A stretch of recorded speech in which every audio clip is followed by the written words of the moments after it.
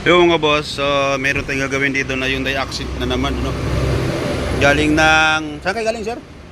Kalamba.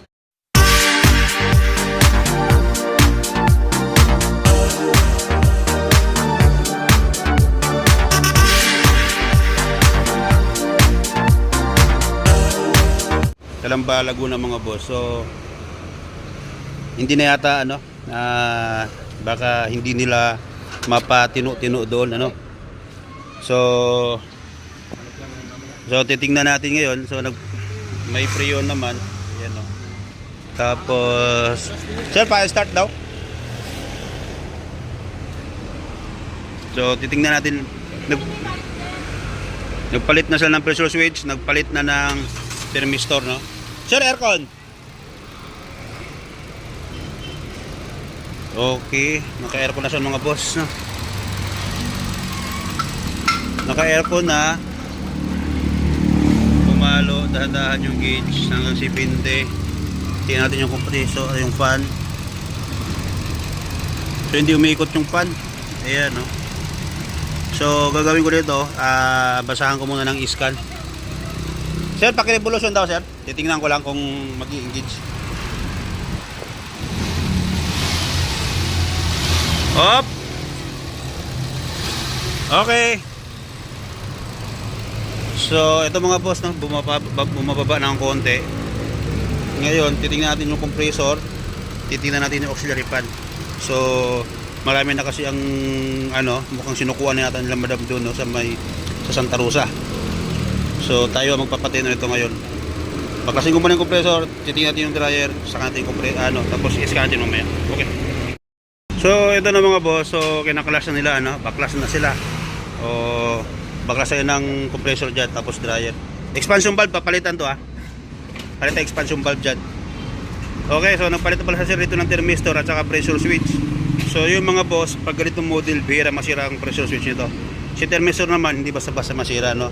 So na-check ko na siya, na-rating ko na, na-scan ko na din mga boss dito sa scanner natin. Okay, so ayan, no? So na-scan ko na siya. So dito naman meron tayong ginagawa itong accent na new lock naman. So may video ito mga boss, hindi pa natin na upload kasi binubuo yung makina. Baka magtaka kayo, mas modelo ito kaysa doon.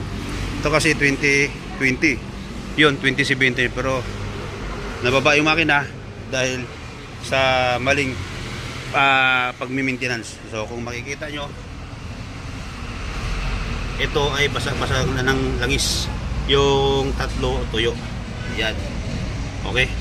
So ito yan mga boss, yung mga piyesa niyan na binili ko kanina. Yan. Yan, so ito mga piyesa na binili. Ito yung dahilan, ayan, oh, kung bakit nagkaroon. Ito yung sa cylinder to mga boss. So naghanap kami ng piston lang. Ang problema ay wala dahil new lock pa ito, new lock ito. So wala talaga dyan. 2013 pataas lang ang mayroon. So nakapag-decide kami na palitan ng 4 na lang na piston. Dapat isa lang. So ito yan.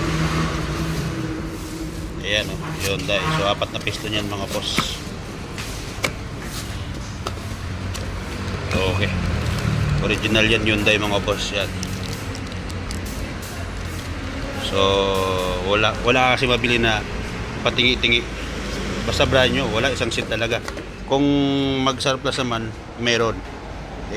Konti ang diferensya, kaya magbago na lang mga boss. Okay. So update ko kayo mamaya doon sa kulay itim na accent.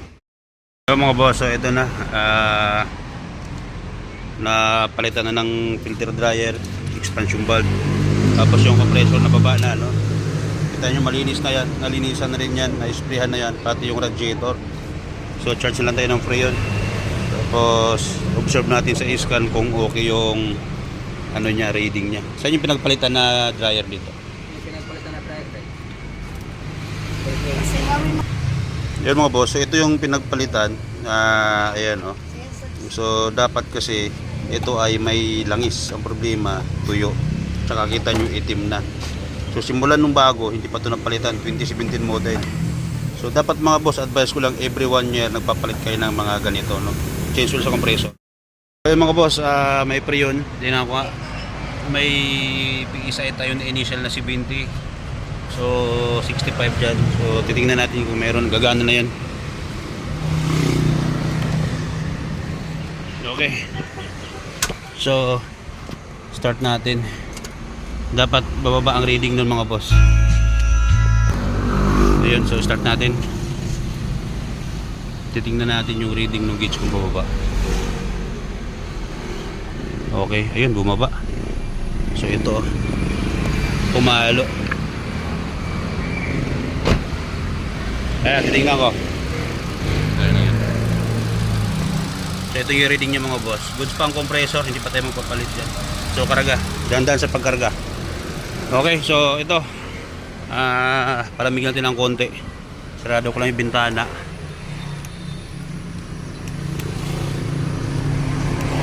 Ayun. Okay. Ayaw umangat sa kabila, boss.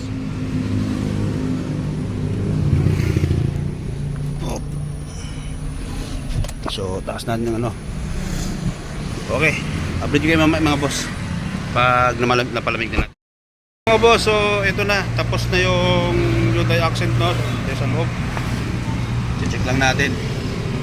Okay, so malamig na siya. Labo camera ko yun, walang pagbabago. So okay na siya mga boss. Yun, kinakabahan ako, akala ko hindi ko magagawa kasi sila ma'am ay galing pa ng Batangas, Kalamba. So sabi ko no fix no pay ako. Pangatlo na akong tumingin dito mga boss. Kaya natsambahan natin. So ito yun. So ito yung unit mga boss. Yan. So sila ma'am ay yun, yung nakatayo doon, no. Yan, pabalik na sila, pauwi na sila ng ng Kalamba. So shout out din na ma'am. Dumayo pa ng Taytay Rizal sa C6 pa lang ipagawa yung Hyundai Accent nila, no. So ginawa ko dito, pull down compressor, pull down condenser, palit dryer, palit expansion valve, i-scan, reset sa i-scan. So hindi ko nakuha, sila mo lang nakikita sa proseso na ginawa ko. So yung iba naman na gusto makita, magpagawa din kayo para makita nyo kung paano pag-reset. So package po lahat yung mga boss, ano. Okay, yun lang. Kung may katanungan kayo, tawag kayo sa number na dyan sa screen. Hindi kaya message kayo mga boss sa Facebook page natin. Pag hindi masagot, alam nyo na, busy kasi sa dami natin ginagawa.